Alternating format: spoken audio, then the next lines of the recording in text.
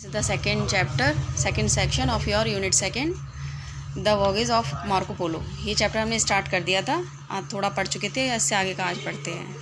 The traveller, ये तो हो गया था। The Polos went to the court of Kublai Khan's. अब जो पोलो लोगों ने यात्रा स्टार्ट की थी मार्को पोलो ने अपने फादर और अंकल के साथ, और वो लोग यात्रा करते हुए कहाँ, कुबलाई खां के दरबार में पहुँच गए। कुबलाई खान रूलर था, एक शासक था विशाल साम्राज्य का, with its capital eight peeking. Peeking की राजधानी में, पीकिंग जो की राजधानी थी, एक विशाल साम्राज्य का वहाँ पर शासक था। देवर रिसीव्ड विद काइंडनेस। अब उसके दरबार में उन लोगों का बड़ी दयालुता के साथ उनको रिसीव किया गया, वेलकम किया गया। Niccolo and Maffeo had already made a trip to China some years ago. उसके जो फादर थे निकोलो और अंकल मैफ्यू, वो पहले से ही कुछ साल पहले चीन की यात्रा कर चुके थे पहले ही। And were known to the emperor, और वो सम्राट को बहुत अच्छे तरीके से जानते थे। The emperor was so pleased. अब एम्परर जो सम्राट था मार्को पोलो से इतना खुश हुआ कि ये took him into his service, कि उसने उसको अपनी सेवा में रख लिया, अपने नौकरी पर रख लिया था। ही ट्रस्टेड हिम ग्रेटली, वो उस पर बहुत ज़्यादा विश्वास करता था। Sent him to many far places, और फार अवे प्लेसेस, वो उसको दूर दूर के स्थानों पर भेजता था, यात्राएं करवाता था अपनी तरफ से। One trip was made in 1287। पहली यात्रा 1287 में की गई थी बर्मा के लिए, जो कि अब इस समय म्यांमार के नाम से जानते हैं बर्मा को, पहले बर्मा नाम था इसका। 1287 में हुई थी यात्रा ये, और दूसरी हुई थी कुछ समय बाद ही सिलोन के लिए। नाउ सिलोन को अब श्रीलंका के नाम से जानते हैं। The trip to Ceylon was undertaken to bring the sacred truth of the Buddha to for the emperor. और सिलोन की यात्रा क्यों की गई थी, वो गौतम बुद्ध का पवित्र दांत लाने के लिए की गई थी, सम्राट के लिए। लेटर बाद में Marco Polo was made the governor of an important city. Marco Polo को उस इम्पॉर्टेंट सिटी का गवर्नर बना दिया गया था इस यात्रा के बाद। इन 1290 में 15 years after coming to Peking, Peking में आने के 15 वर्ष बाद, 15 वर्ष हो चुके थे मार्को पोलो को, तब उसके बाद मार्को पोलो ने asked the emperor's permission to go back home. Marco Polo ने मतलब सम्राट से अनुमति मांगी, परमिशन मांगी कि उसे अब घर जाने दिया जाए। But Kublai Khan refuse to let him go, लेकिन कुबलाई खान ने उसे जाने से मना कर दिया।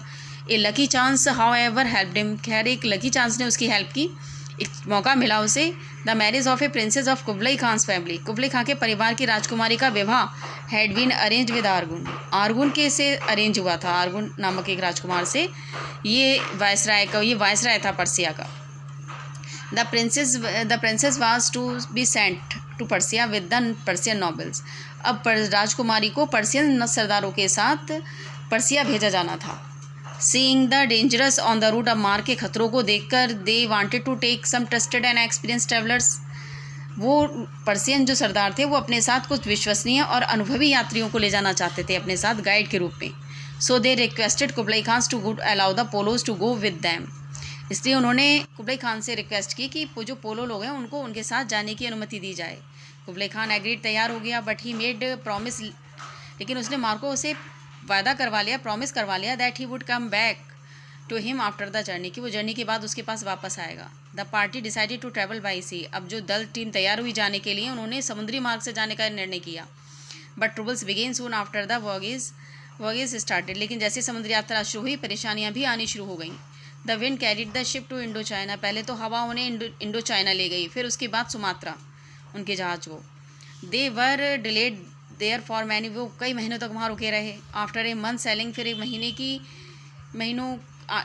महीने की समुद्री यात्रा के बाद वो पर्सिया पहुँच गए। The princess arrived safe and sound, अब राजकुमारी बिल्कुल सेफ सुरक्षित पहुँच चुकी थी। लेकिन जर्नी यात्रा जो थी वो बहुत बुरी रही। शॉर्टली आफ्टरवार्ड, कुछ समय बाद ये एक न्यूज़ आई that the Kublai Khan was also dead, कि कुबलाई खान भी मर चुका है। There was no need now for Marco Polo to go back to Peking as he had promised. अब मार्को पोलो के लिए कोई ज़रूरत नहीं थी कि वो बस पीकिंग जाए, जैसा कि उसने वादा किया था।